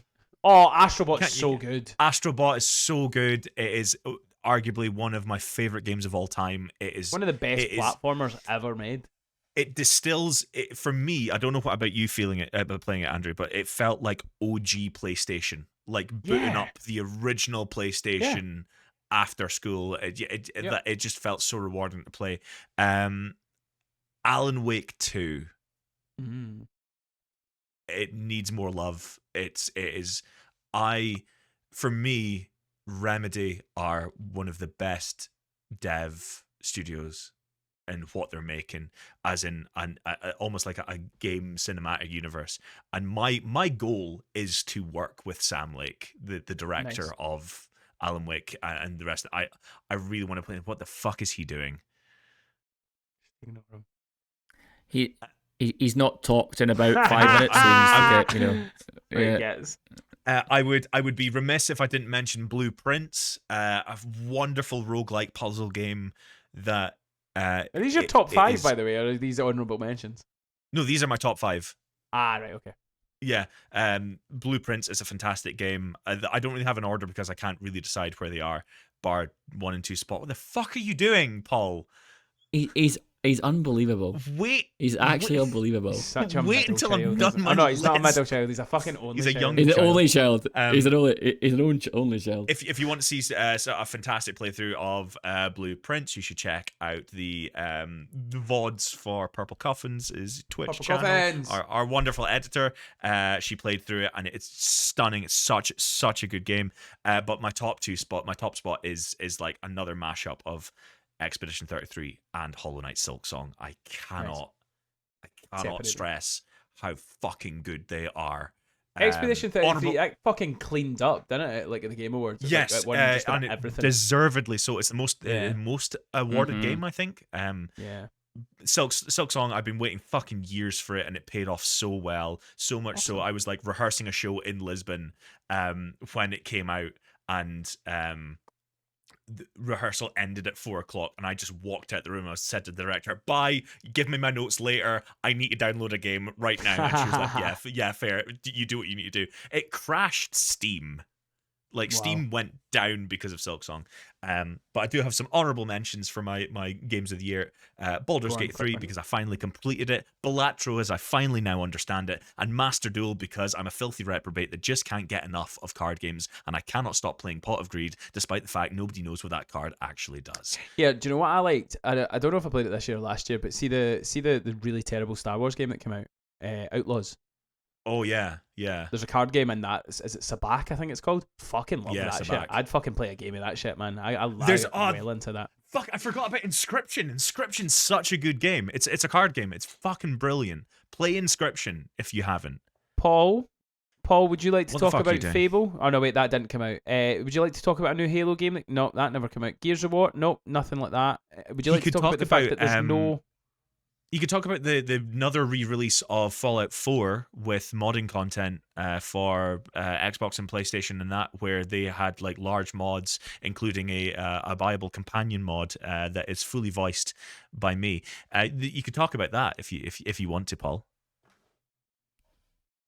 I've heard good things about this companion mod thing. I've heard the voice acting in particular is particularly sublime. So rest assured, if I should ever play Fallout, that I will be downloading it straight away. I was need to start actually having watching a Fallout. perusal. You thought Oh, it's I good. was It's just sitting on my hands. I was actually having a perusal of the games released this year. Go on then, I've Elton not John. Tell us what you thought. I did actually get these at an Elton John concert, believe it or not. So I can. would it surprise you to learn I've not played a single one this year? I've been pretty bad. There's with the been no new games on Xbox, so you know. exactly. Well, Nothing to there play. has been, There's not. but Paul, you've not I'm played any of looking these games. Well, no. Before you get to I'm that, looking no, wait. forward. Wait. We're going to get to that. So what we're doing now, right? We've done our 2025. We're now going to have a quick look into 2026. So what I would like is one TV show, one movie, and one game that you are most anticipating for 2026. We're not going to do a full Ooh. rundown of the year. We're going to get that, especially the movies. We're going to do our fantasy movie draft in 2026, where we'll be talking about all the upcoming movies in 2026. TV reviews. We'll be putting that out on TikTok and Twitter and Instagram and all those kind of places when we'll be reviewing these kind of TV series. But each of you, I would like one movie, one game, and one TV show. Paul, you can start since you've not had a wee time to talk. Oh, lovely. It's just throwing it. So, recommendations of. I guess because I know someone else will recommend the other one I really liked for a series. I don't think anyone else will say it. I'm going to say it. Welcome to Derry. Like, No. you got to go see it. What do you mean recommendation? What? I'm not asking. No, what are you looking forward to for 2026? Oh! I was about to lead right into that. All right, sorry, my apologies. Right. So, series, films. You know, what is the bloody list again? The one that I forget the name. The one that's they're all working on a big project. But I forget the name. No, sorry, Boys. this one's a movie now. I've switched. It's movie. The Boys. I'm looking forward to. The Boys for a series. I'm looking forward to. Boys for a series. Boys. But I'm happy Project to finally Mary. Hail Mary. put. That's the one. That looks Right. great. What, That looks what great. game, Project what Hail game are Mary. you looking forward to not getting released on the Xbox? Well, I have heard Fable is getting released, so if that is, I'll look forward to that. Or, I mean, I've been or hearing that for the Well- best part of 25 years. but I'll also look forward to The Wolf Among Us 2. Okay. That's another nice. series that I like. Wait, is that coming out? Just let him That's have it. apparently, yeah. Even if it's not let him have it. He's got nothing else. Mooney, what about you, mate? One movie, one TV show, and one game. Game wise, I don't really know much, obviously, but I think Wolverine, as you said, was coming out, so I'd be interested in that. I'd be up for Wolverine, but when it comes out. In terms of movies, I don't want to say one because I'm probably going to try and get it from the movie draft. So instead, I will say one that we know is coming out, and I think I'm probably actually looking forward to Spider-Man: Brand New Day. Is that coming out next year? This year, sorry. Yep. Yes, I'm probably looking forward to that more than Avengers at this point, but I don't know why that is. I just have a feeling that I'd rather see Spider-Man right now than the Avengers film. I just think it's had a better ride recently, the Spider-Man films, than the other Marvel stuff. So I think I'm more excited to see what they do with that, and the new director and stuff. I'm quite interested to see what he does with it, because obviously it's a new trilogy. It's not the same team as before. It's a brand new team, so director, we'll isn't see. Yes, it is. Yeah, and I think for the TV show, The Boys probably is number one for me. But seeing as Paul's already said it, I'm going to say A Night at the Seven Kingdoms. Yeah. That trailer wowed me. Yeah. I'm really excited for that. I think it's going to be good. I didn't realise there's actually a lot of TV that I'm interested in next year. Yeah. Daredevil. Fuck. Yeah. Daredevil's out this year, isn't it? Yeah. Oh, fuck me. And Invincible. Yeah. Oh my goodness.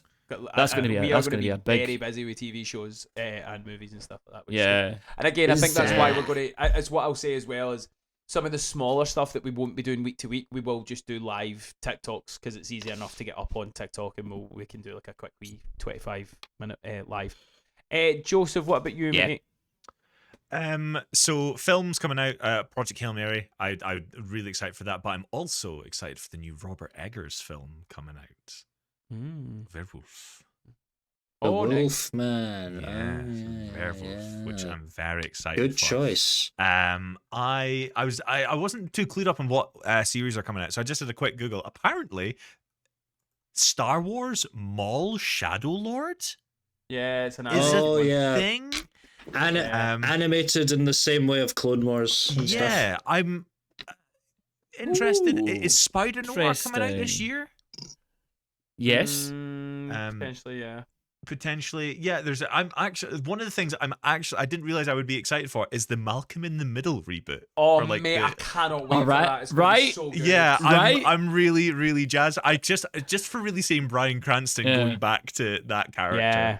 I'm I'm looking really forward to excited. seeing Brian Hal and Lewis together again. Yes, I can't wait for it. And for games, there's not a lot I'm really excited for. I was quite excited for Wolverine, but I don't know, something about it, I'm like, I don't know. I am going to spend so much money on whatever fucking deluxe All the fucking tat. statue, whatever it is. I'm going to spend so much money on that game. But to follow what I was mentioning about Alan Wake 2, I'm really, really excited for Control Resonant, made by the same studio. Nice. It continues the story of Control, which is like, if you want a game that makes you feel like a Jedi, play Control.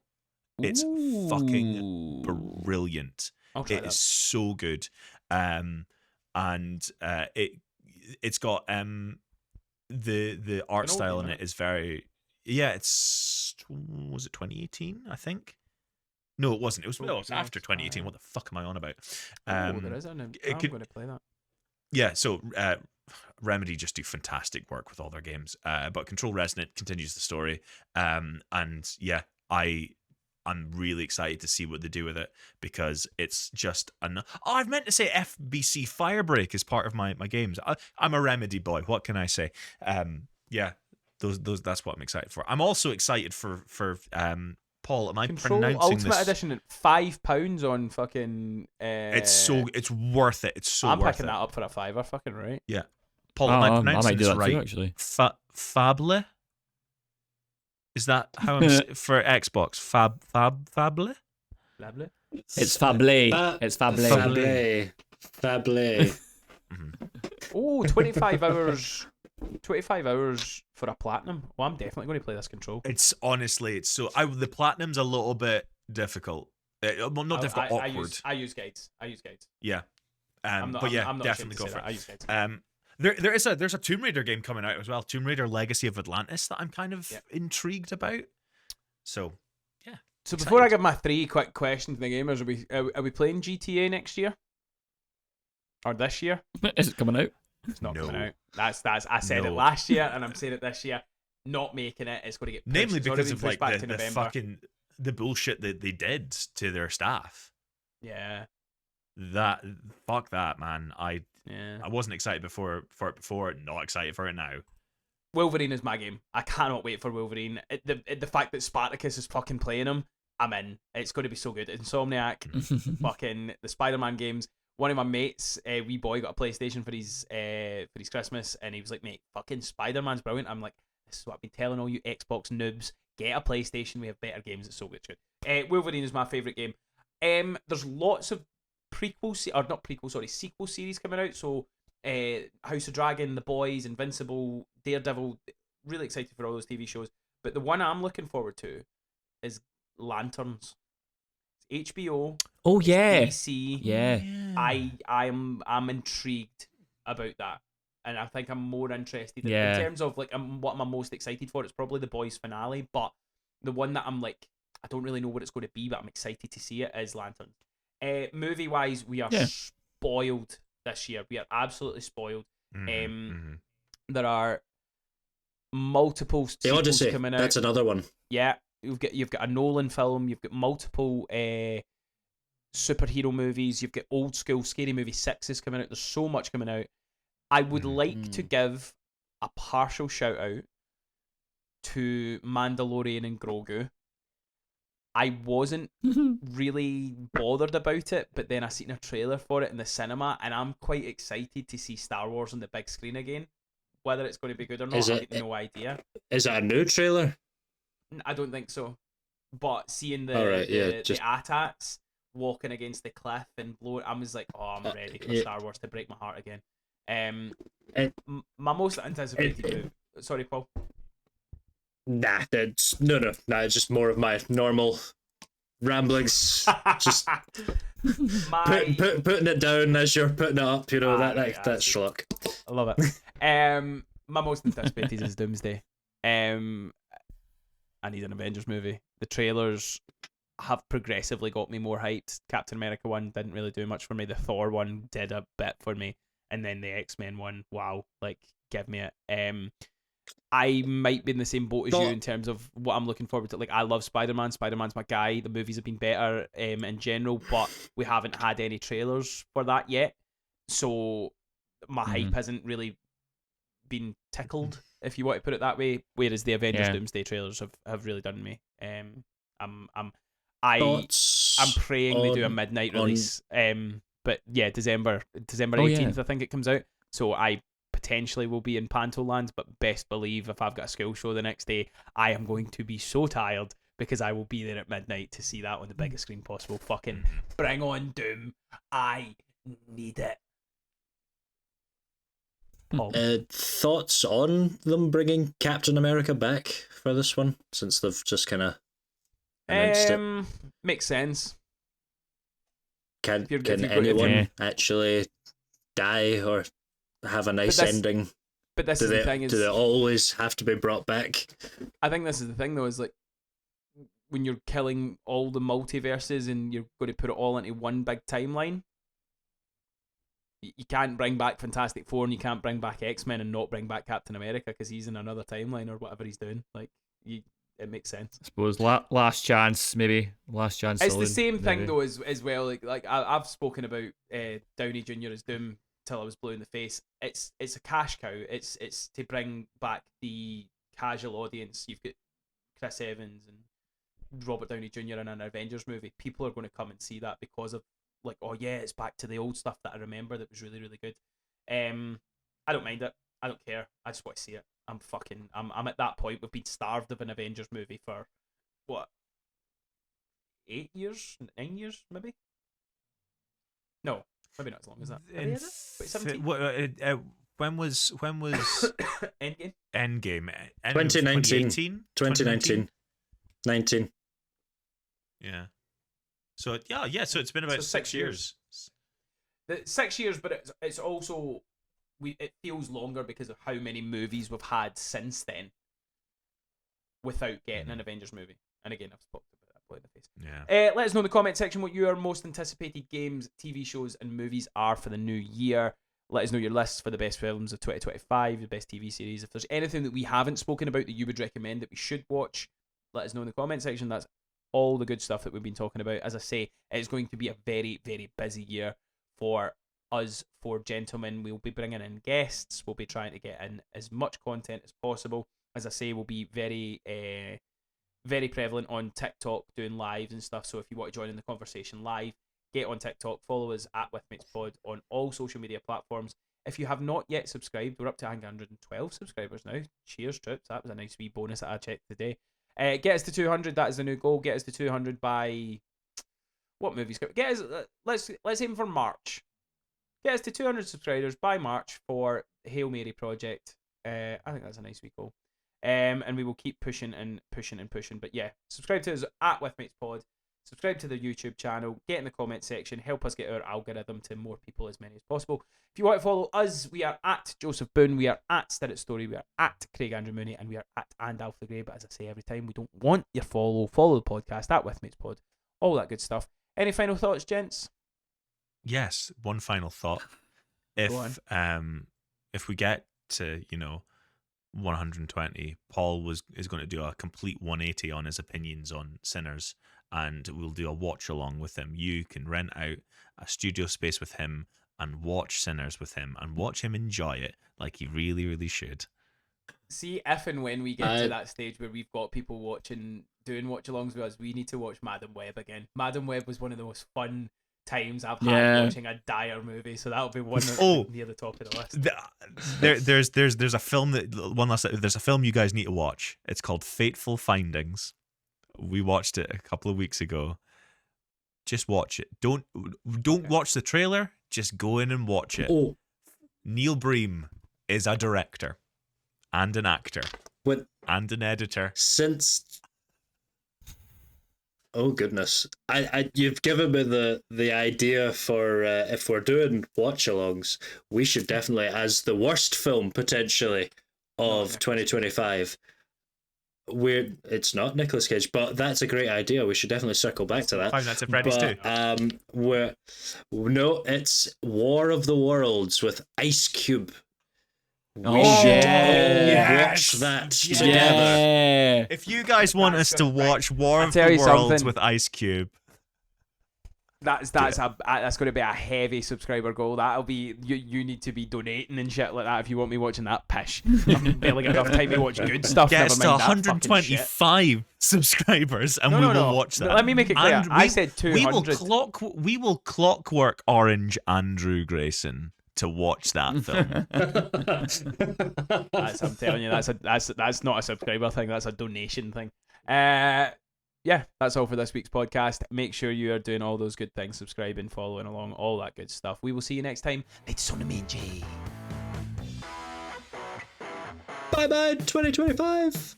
Bye.